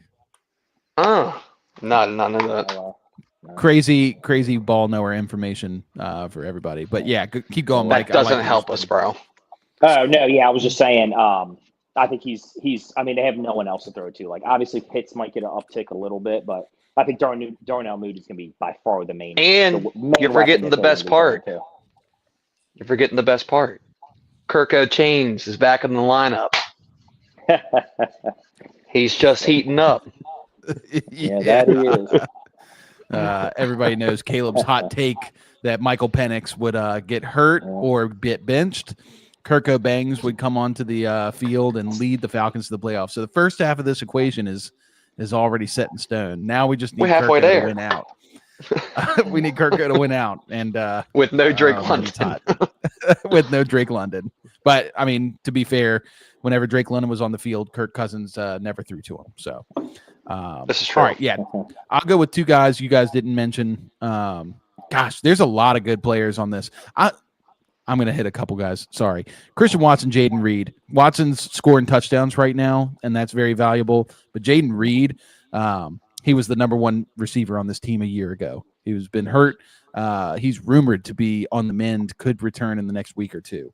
So he's a really sneaky ad.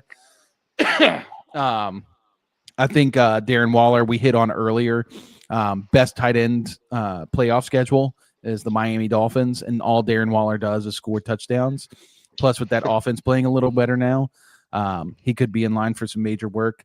And the last two guys I'll hit, and these are tight ends, so they're sleeper guys. But Dalton Schultz is eating right now in this Davis Mills offense. He is eating. He's had like 8 targets the last like 2 games, and he is playing really well. So he's a good guy to add.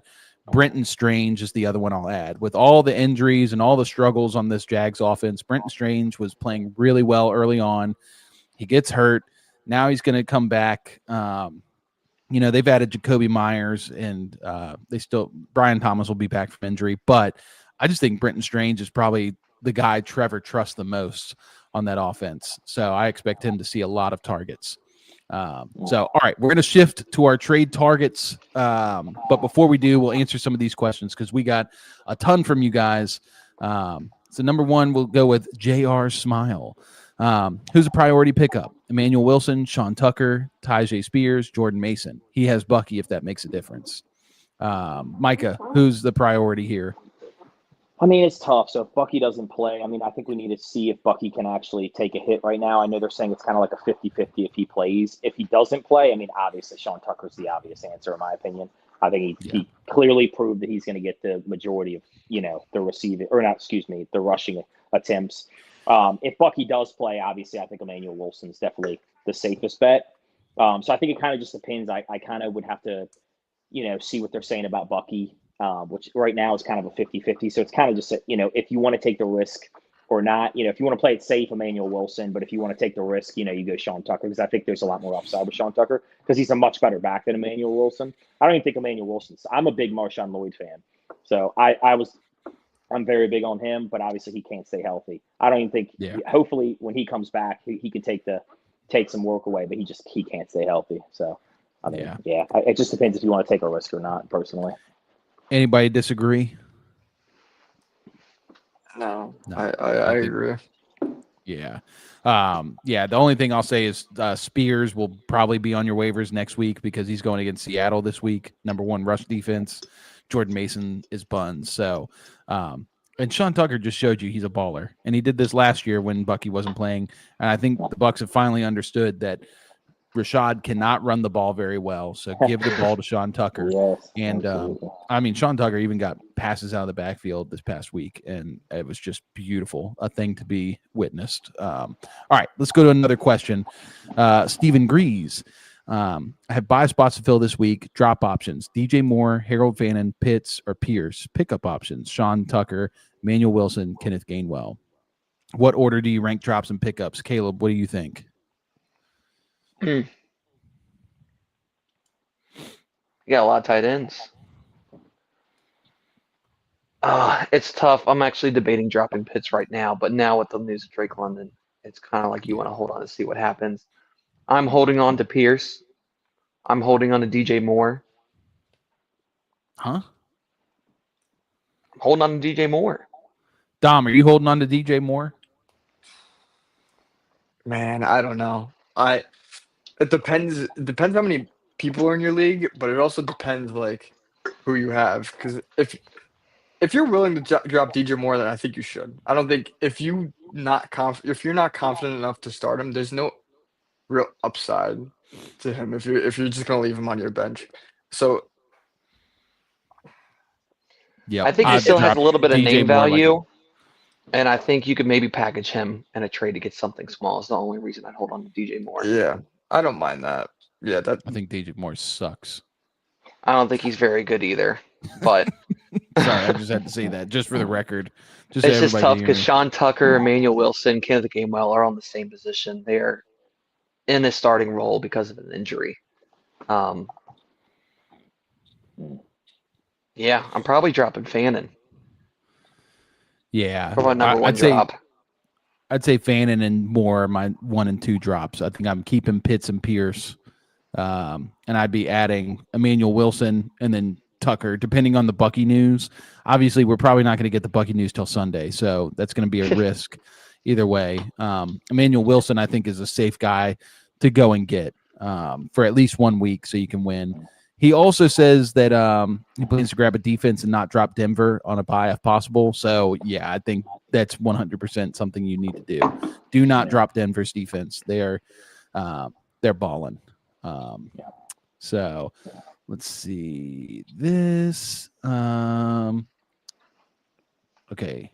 This guy asked a lot of questions. Okay. Who has a better shot at coming back? Jaden Daniels or Joe Burrow?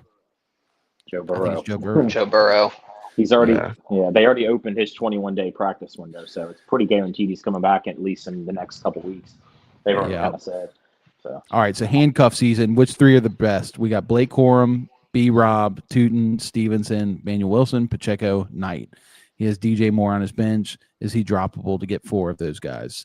Dom, what do you think? Yeah, I think we just talked about if you're willing to drop somebody, I don't mind dropping DJ Moore. Again, if you're not starting him, if he's not like somebody on your team that you're relying on, I don't see a reason. I mean, I agree with what do you call it?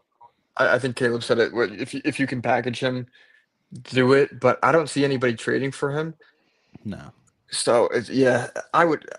If you're gonna drop DJ Moore to get Wilson this week, I don't mind that. Even if you're gonna drop him to get Tootin, I wouldn't touch Stevenson. Pacheco, I don't like that Chiefs running offense. That's if you're desperate. Corum's good, a very decent handcuff, despite him being terrible and having so many opportunities to score a touchdown this past weekend. They're still giving him a ton of volume. So if you're gonna grab somebody for a handcuff, I don't mind Corum or Tootin. Yeah. And I would drop DJ Moore if you're not starting him. I agree with that. I think the DJ Moore thing is so interesting because, like we've said, he's got name value, but you have to be willing to cut bait at some point. I mean, this guy has 3 games this year, 3 games out of 10 where he has scored over 10 fantasy points. And Yeah. 2 of those were 12-pointers. One of them was a 24-point game. So, like, and that was against Cincinnati. So, like, you know, you're not going to trust him. If you're willing to drop him, it probably means you're not going to start him. So, Corum and Tootin, I think, are my favorites there. You know, obviously Stevenson will probably still have some sort of a role. Emmanuel Wilson will have a role for a week at minimum. Zonovan Knight, I'm not worried about Zonovan Knight. He's dead to me. All right, let's move on to the trade segment. I know we still got a couple questions, but we got to hit these trade targets because we're running, baby. Josh Jacobs, Dom, are we trading for Josh Jacobs? 10,000%. I 10,000%. Yeah, we talked about it before. I don't know if everybody was here, but he's not going to be out long term. They're not. They already said he doesn't need surgery. They're probably just saving him for that Lions game. I don't see him being out long term. He has a really nice fantasy football playoff schedule. So if you can get him, people are probably panicking on him that he's out right now.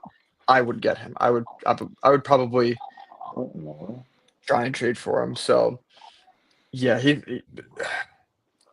I'm thinking about who I would trade for him. All right, so I got a couple scenarios here. You ready? Yeah. Would you trade Saquon Barkley for Tyron Tracy and Josh Jacobs? Yeah. I would for Saquon for Josh. I would do Saquon for Josh Jacobs straight up. Yeah. Yeah. Would you do Javonte Williams and Rashad White for Josh Jacobs? Javonte Williams and Rashad White. I don't think that one. I think Javonte Williams and Rashad White for Josh Jacobs. Yeah. Yeah, I wouldn't do that. Would you trade Rashee Rice for Josh Jacobs? Nah. Kamani Vidal and Tyler Algier. Yes. Man, Boy, I can't hear nothing else. yeah. Yeah, this is the those are trades from Dynasty Daddy that happened today. So Good Lord. Looks like Mike's having some trouble. I'm gonna mute him for a second until he figures it out. Well, he might not even be on. All right, but yeah, those are trades that have happened. But yeah, I mean, Josh Jacobs has a great playoff schedule. He's one of these guys that plays better in the cold. Definitely think he's worth targeting. Caleb, we trading for the big dog? Oh, the big dog, The big dog. Mr. Henry. I wish you didn't ask me that one. I've never liked Derrick Henry. Hate me all you want. Yes. I 100%. know it's crazy, but yes, absolutely. I would trade for him. He plays Cincinnati twice. I mean, that's just a guaranteed 30 bomb each time. That's what I'm saying. Oh. It's crazy. He gets New England and Green Bay the last 2 games in the playoffs, which is kind of tough. But I still think that Lamar is getting back to his old stuff and unlocking the offense. And I think once Lamar gets going, it's going to get Derrick Henry going. So yeah, I'm trading for Derrick Henry. I'm not giving up any of my key guys. But if I can package together two players for him, I'll definitely do it. All right, let me ask you this. Would you trade George Pickens and Chris Olave for Devontae Adams and Derrick Henry? George Pickens, Chris Olave. No, I would not. Let's assume in this scenario you really need a running back. Yeah. I really need one. Yeah. Am I deep at receiver? You're able to trade away George Pickens and Chris Olave. So let's assume if it's a 2 receiver and 1 flex league, you've got I'll do that. 4 receivers. So you trade away 2 of them to get Devontae and Derrick Henry. Now you got a flex receiver and a running back. Yeah, I would do that trade. Yeah. I think that's a pretty fair deal where it helps both sides. Yeah. Oh, how about this one? Saquon Barkley and Travis Kelce for Derrick Henry and Alvin Kamara. Oh. No, I would not. Would you do Saquon Barkley straight up for Derrick Henry?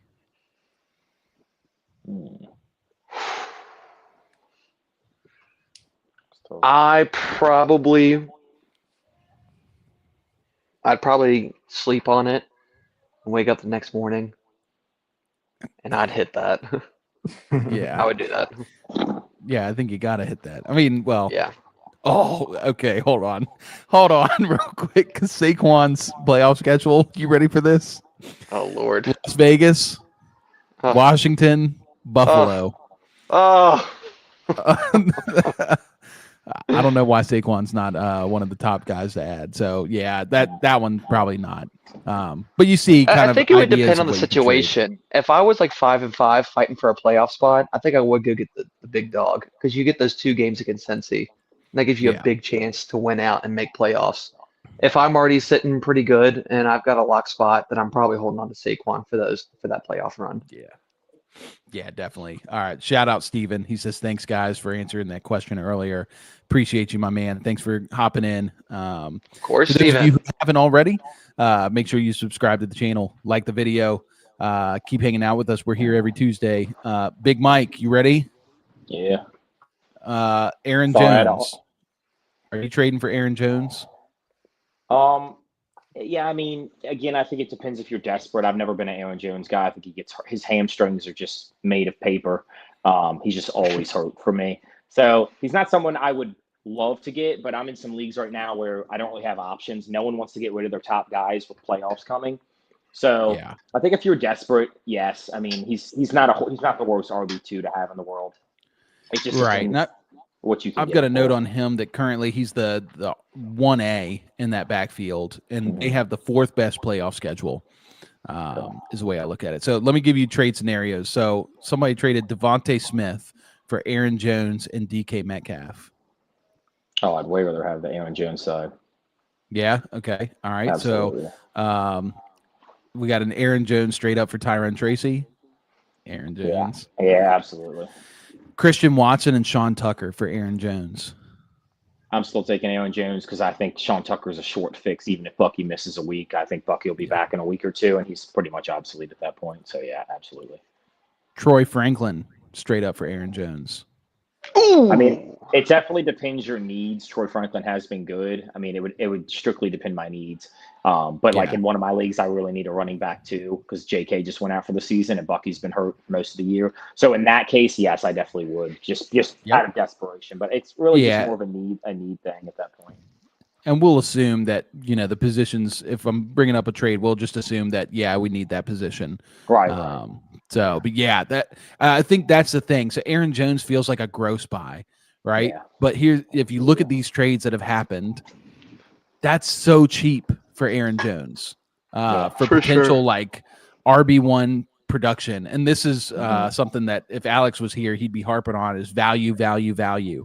Don't be just trading for guys, just to, make even trades. Try to get guys at a value. Aaron Jones feels like a great value.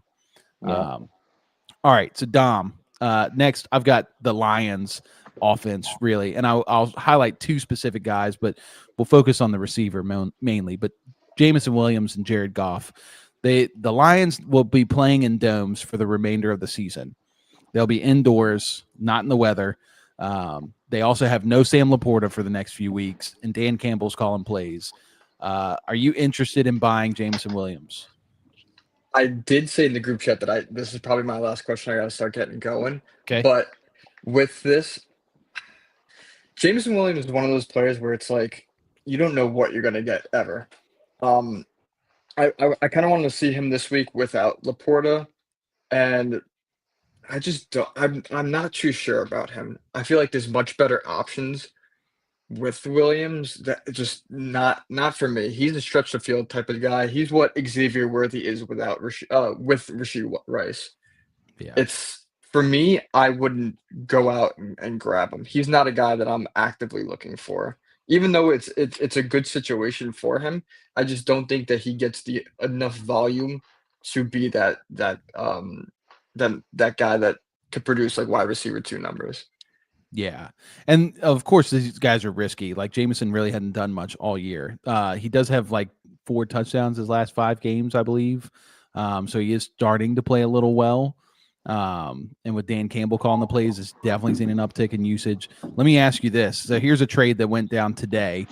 Somebody traded T. Higgins, Rico Dowdle, and Tyron Tracy for Jameson Williams and the big dog, Derrick Henry. No, not at all. What? That's you're getting rid of Rico Dowdle, and I heard Rico Dowdle, and I said no. But Rico Dowdle, and Dang. Anybody else taking the big dog, or y'all siding with Yeah, I'm probably taking Rico. Big Dog. I'm taking Rico. I also like T. Higgins a Oh lot. man, that's crazy. We got our first one that we all disagree on. That's good. Dude, I'm taking Big Dog and Jameson all day.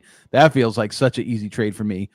Panthers do have a decent schedule, but we just never know with the Panthers offense, and although like Rico had those huge games, like I don't know. And Tyron Tracy, I don't really believe in like all the way. He's a better option on the Giants, but I'm not really comfortable starting him.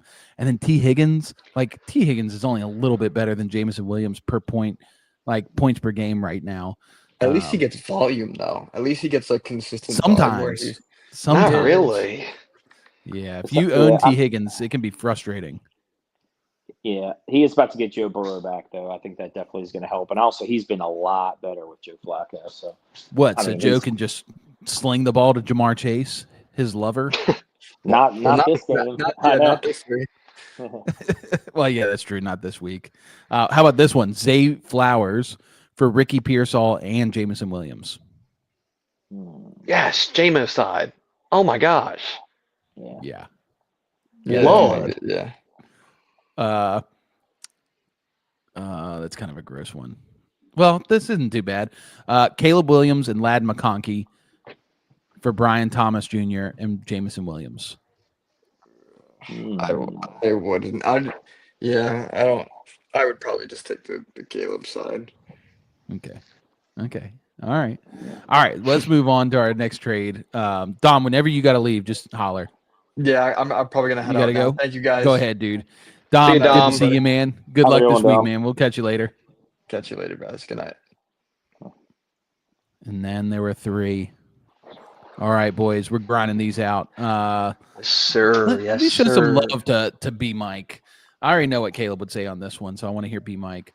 Teteroa McMillan finally broke out this past week in a big way. 33 fantasy points, I believe, 2 touchdowns, 100 yards. Yeah. Let's go. He was sitting on all my benches. Hooray for me. So he's got the 10th best playoff schedule with the Panthers. Would you be buying this breakout and buying Teteroa? Yes, I definitely. I mean, I same as you, benched him in both leagues like an idiot because he has been kind of mid for the most part. But I do think, like y'all have said before, that rookies typically get going the second half of the season after week 10 or 11. And I think he's a perfect breakout candidate. The only thing that scares me is Bryce Young's inconsistencies. Yeah. But I am a big fan of his. Like I think if you put him with any decent QB with consistency, I think he's the best rookie in this draft class, wide receiver wise. I'm a big Emeka fan as well, so I'd say they're even. But yeah, no, I would absolutely. He's definitely someone I would buy right now. Absolutely.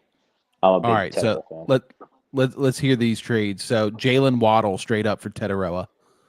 I'm taking Tet. Yeah, all day. That's so money.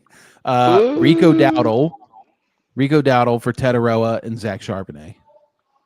Ooh, that's tough. Oh man, I mean, I feel I'm like holding running on to backs. Rico. Yeah, I think running backs are a lot more scarce. Like in the sense of like it's tough to get a guy who's getting the workload that Rico's getting right now. Whereas Tetero, I mean, it's one game. I think I'd have to see a little bit more from him. Like he's only had one really breakout game all year. We've been looking forward all year. I think it could be a little bit of a trend, maybe. But right now, I'm definitely taking the Rico. I just think there's way more consistency. Amon-Ra St. Brown for Teteroa and Travis Etienne. Yeah, Amon-Ra all day. Yeah, I'm sticking with Amon-Ra. Yep, me too. All right, hold on. I think I agree. The one thing I'll say is it's not a Tet problem. It's a Bryce Young problem. He's only had 2 games this year. He has thrown over 200 yards. And in those 2 games, Tet had 27 and 37. Yeah. If Bryce could be consistent and keep it going, I'm trading big money for Tet. Ooh, these are good ones. Yeah. Quinshon Judkins for Teteroa and Jalen Warren. I'm definitely taking the Tet side. Absolutely. Tet and Jalen. Yeah, I don't trust Judkins because the offense just can't get going, and they're typically playing from behind. And also, he has no receiving upside. Every single time on every third down play, they take him out and put in Dylan Sampson or Jerome Ford, and it's just there's no upside with him in most games because they're playing from behind and they don't need him. They need receiving backs, and he's just not the guy they're using. So, Yeah. Yeah, I think Tet's a great buy. I'm with you on this. The other one was Ashton Genty straight up for Tet, but I think we can all agree it's Tet in that one. yeah, As much as we never love Genty. I'm not. I'm not actually. I've never been Except a for Genty Mike. guy. Yeah, I've Mike always said told that y'all. he's going to be the biggest bust since Ryan Leaf. Hey, so far I'm not looking. So far I'm not No. looking too far off for fantasy. No, What? He looks great. I'm kidding. You're He looks great. crazy. You're He does look crazy. good. You He weren't does there look when hairy. Ryan Leaf busted. That was Listen, insane. I know. It was a little bit of it was being facetious a bit, but he is top 5 worst in the league yards per carry. And I know his O-line is atrocious. I give him that. And I do think Ashton Genty is very talented, but just from a fantasy aspect, I mean, that I think he was never worth that first or second round pick like people were taking him. Some people were taking him top 5. I think it was the craziest thing ever. And I told people I'm not a Genty guy. I don't think that offense can support a RB1 right now, especially not with Geno and how he's playing. Yeah, we talked about this briefly earlier. Was he worth the value? Like, even without knowing his output, like right now he's hitting the low to mid range of his outcomes. If we didn't know that, is it still good process to try to buy a guy? Because the whole thesis on buying him so early in the first, in the late first, even some people creeping him up to the middle of the first, was just the idea that he was going to get fed so much volume, both rushing and receiving, and that has not hit. Like, I mean, only recently in a few games he's getting receptions. I don't think anybody expected Geno to fall off this hard. Like, I don't think anybody was like super high on Geno, but nobody really expected him to be this bad. And we all knew the offensive line was bad, but I don't think any of us knew it was this bad. I mean, the whole yards per carry thing to me is a red herring. It's that's an offensive line stat all the way, especially for Genty. Like, if you see, I think he has the most yards after contact in the league, or yards after first contact or something like that. And he's getting hit like behind the line almost every play, and it's just painful to watch. So you're right. He did bust at his value. Like, we have to agree on that. Like, he did not pay off as a first round pick, but I think the strategy idea was there. It's just hard to miss on a first round pick when Puka was right there. Yeah, I think it's my philosophy has always been never to take a rookie in the first round. I don't think it's ever worth it because you're drafting them at their ceiling. So even if he pays off, it's like, okay, you got him. You could have gotten any other guy that you didn't have to risk it. Now you're risking it for a guy. I'm typically liking rookies way later, like the 6 to 10 round, where you're getting a Mecca, Tyler Warren, a lot of those guys that you can just Brian get way Thomas more last upside. year, Malik Neighbors, Yeah, or not exactly. Malik Neighbors, Ladd Brock McConkey. Bowers. And Ladd McConkey is the same thing. It's just there's way more upside there. Whereas if you're getting him in the first couple rounds, like I was even saying, I'd rather have guys like A-Chain or like Bucky Irving, but obviously Bucky Irving got hurt, so that didn't pay off as well. But even still, like I'm never getting a rookie in the first round. I think it's a horrible idea. All right, so let's move on. Cabes, Jalen Waddle. This is your boy, your dog. You love Jalen Waddle. He's got a top 5 playoff schedule, and I don't. That note doesn't apply here. But are you trading for Jaden or Jaden? Am I saying the right thing? Jalen. Yeah. Sorry. Yeah, if I can get him for a decent price, I'm getting them. I think it'd be tough to get Jalen Waddle right now because I think the guys who did draft him were drafting him as a flex play, and that's exactly what he's been doing so far. I mean, right now he is 10th receiver ranked right now out of receivers in points. So he's top 10 in fantasy points, which it's not saying a whole lot because this has just been a really weird year, especially for receivers. It's been a lot of injuries.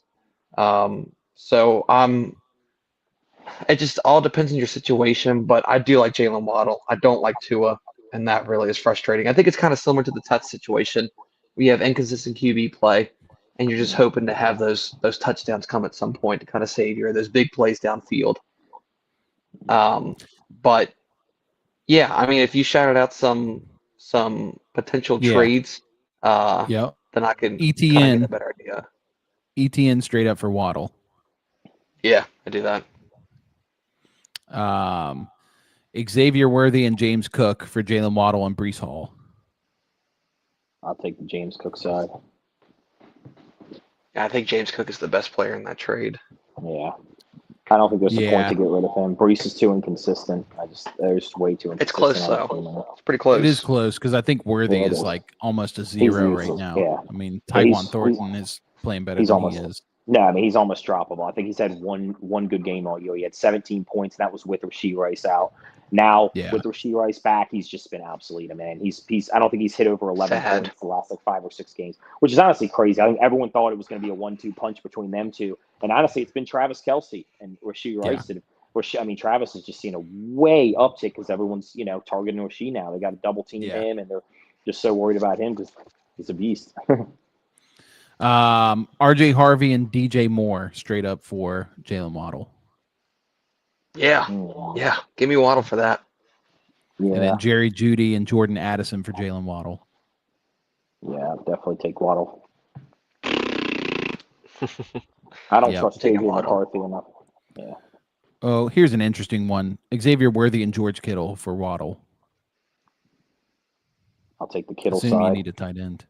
I think the Kittle side, yeah. I mean, Kittle with Brock Purdy he was the number 1 tight end last year, him and Brock Bowers. So I think with Purdy, he just loves him. He's the first to read in the offense, and he's by far his favorite guy. All right, last one. Khalil Shakir, Roma Dunze for Jalen Waddle. I guess it depends if you need depth. But if you don't need depth, if you're looking for the better player than Jalen Waddle. I'm taking Waddle. Yeah, I'm going Waddle. That one feels easy to me. All right, last one. Big Mike. We just talked about the Niners briefly, but Purdy's back. The 49ers wide receivers have the best playoff schedule for wide receivers. So we're talking Ricky Pearsall, Jawan Jennings. Those are really the only 2 guys I'm interested in. Is there one of those guys that you prefer? I mean, it's tough because obviously Pearsall came back and had a donut. So you're kind of like, okay, is this just like him getting used to things? And also what scares me is they're saying that Brandon Ayuk's supposed to come back by around week 13 or 14. And, typically you wouldn't be too worried, but I don't know. I feel like there's a lot of target dilution over there, especially with Kittle getting a lot. CMC gets a lot. I don't know. I mean, there's no one I'm dying to have in that offense right now. I would prefer Jawan Jennings right now over Pearsall just because the injury. I think the PCL is still a problem. But personally, I don't like any of them. I think Kittle's the only one I want in the receiving game, other than obviously CMC, who's a running back. But I think with Ayuk coming back as well is just too much to go around. I don't think any of them are just going to ball out the rest of the season. Personally, yeah, I actually really like Jawan Jennings. I think that he's pretty good, and I think I liked the idea of Ricky Pearsall. And I still think he's going to have good games, but when he's been on the field with Jawan Jennings has been the alpha almost every time. And so that's why I still like Jawan Jennings. And even with Ayuk coming back, it feels like a lot of guys, but it's one of those things where I think it's perceived and it's not real because Ayuk, I mean, the dude has been out for almost 2 years with this ACL injury. And he's going to come back like, what capacity is he coming back at? We don't really know. So, just thinking about Jawan Jennings and thinking about how cheap he is. So, like, listen to this. Would you trade Jake Ferguson for Tyler Algier and Jawan Jennings?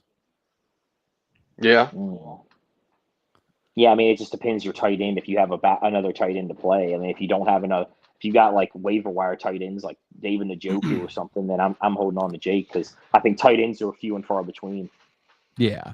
DJ Moore for Jawan Jennings. Yeah. Jawan Jennings all day long. Yeah. Yeah. Would you trade Garrett Wilson for Jawan Jennings? It depends if I'm if I can easily make the playoffs, I might take the risk and hold out because they're saying Garrett's going to come back. I think right before playoffs start, like around week 14. I think because he's out for 4 weeks. And they also benched Justin Fields, so he's going to have Tyrod Taylor. which I think is a big upgrade from Justin Fields. But Yeah. I probably would take the risk if I'm in a good position. If I need to win now, then you have to go Juwan. You don't have an option. Cortland Sutton or Jawan Jennings? Juwan all day. Sutton has broke my heart this year. Here's a good one. Aaron Jones or Jawan Jennings? Everybody say it together. Aaron Jones. Juwan Jennings. Yeah. Would you trade Mark Andrews or Kyle Pitts straight up for Jawan Jennings? Yeah. Yeah, definitely. Yep. I think So honestly that's- the biggest star here is trading for Brock Purdy or adding him off the waiver wire. Right. I think if you're in QB trouble or bye weeks or whatever it may be, like I love Brock Purdy. I think he's in a beautiful system. Like everyone talks about the Vikings QB system. Any QB can come in and play great. Like I don't see Sam Turn being that much different. We're seeing Mac Jones play like a QB1. So Brock Purdy, I think, is even better, and he has a little bit of rushing to him, believe it or not. And even last year with C-Mac being out all year, Brock Purdy was slinging, man. Oh, he was slinging. He looked good. So I like trading for Brock Purdy, especially if you need a QB. Depending what your team looks like. And QB trades are hard. I'm not going to pull up these trades because they're so weird. Some of them are just Brock Purdy for free. So it must be for like fab money or something. But yeah, that's what we're looking at. So that's it for the trade segment. Let's go back and answer some of these questions. And then we'll hop off. Frosty hopped on. Pick one, PPR, Mooney, Downs, Judy, or Godwin if he plays. I think this is Mooney, right? Who do the Colts play? Pulling it up. Hold on. Even then, Josh Downs has got alpha. Colts by play the Alex Peters. Chiefs. Colts play the Chiefs. Falcons play the Saints. Browns play the Raiders. Don't like Jerry Judy. Moody's the only one I feel like is the true wide receiver one for them right now because they're starting Jamal Agnew. So Frosty said he's like, I need Drake London so bad, more than ever, but Cousins sucks. I was considering trading London for Rice last week. Bummer. Yeah. I mean, so many of those. I mean, Big Mike can tell you all about that. Wait, what are you talking about? No. Don't worry about it. All right, who wins this trade? Puka, Brees, and Tyler Warren for Judkins, McBride, and Nico. Ooh, the first side, absolutely. I think it's the first side. Yeah, they got to go Puka and Warren. I mean, McBride has been like a first-round pick, though, man. Oh my gosh, McBride is balling. He is going to win me a lot of money this year. He might be outplaying Puka and Nico right now. Yeah. Which is crazy to say. He's probably the best player in this deal right now. But Puka and Warren and Brees are all higher to me than Nico, Judkins. Yeah. So, okay, let's see.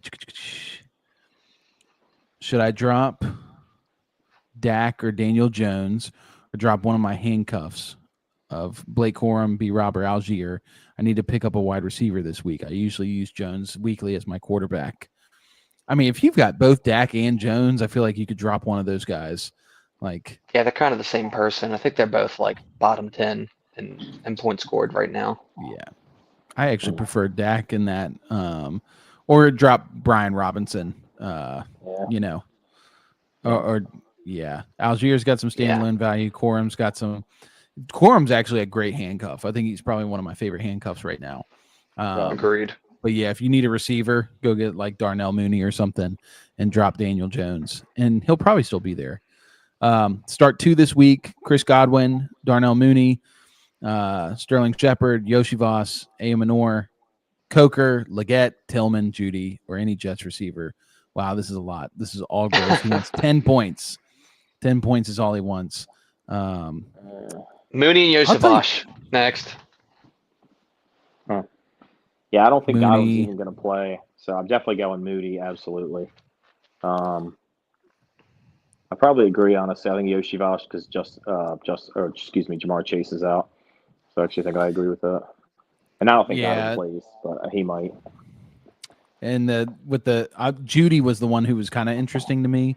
But if Shador's playing, I don't want anything to do with that offense, brother. Bust out my Leggett, AP.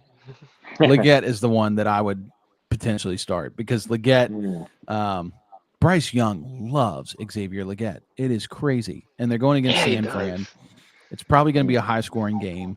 They're probably going to be in comeback mode. And if Bryce has a game, not even the same as last week, but just like, 75% of last week, Leggett could get there. So, I think that would all be good. But I think that answers all the questions. So everybody, thank you so much for hopping on with us. If you haven't already, don't forget to follow, subscribe to the YouTube channel. We're live every Tuesday, Thursday, and Sunday. Talking all things football, fantasy football, all the stuff. Oh, Daniel's saying, wait. If you can get it in before I finish saying these points, you can ask a question. Hurry, Daniel. Hurry. Come on, Daniel. Let's go. Follow us on social media, Twitter, Instagram, TikTok, and make sure you listen to us anywhere podcasts are found. Okay, Daniel does have a question before we leave. CMC, Chris Olave, Pittman for A-Chain, Rice, and Goddard. I already have Warren. His others are not worth Warren. Okay, so Daniel. I think I'm doing it. Well, hold on. So Daniel, he plays in this league where it's the 2 weeks of playoffs. So each round is 2 weeks of an aggregate score. So it starts in week 14. These are the worst leagues, 100%. You got to change that, Daniel. Got to change that, Daniel. Got to talk to your Not friends fun. to change that. But I mean, as good as CMC is, you're like, you're depending on him for 1 week because he's on bye week. Whereas HN could probably double what CMC gets. Rice, Goddard. Yeah, I mean, I think I like the HN Rice side. Yeah, because he doesn't need Goddard. You have Warren, so it's really just HN and Rice. You're giving up. You're looking at Olave, CMC. You're upgrading from Olave to Rice. You're downgrading just a little bit from CMC to HN, and especially his fantasy playoff schedule for HN is so good. I think HN's just going to eat all playoffs long. So you might not even miss CMC. So, now the other question would be, Daniel, as the guy you're trading it to, are you going to see him in the first round?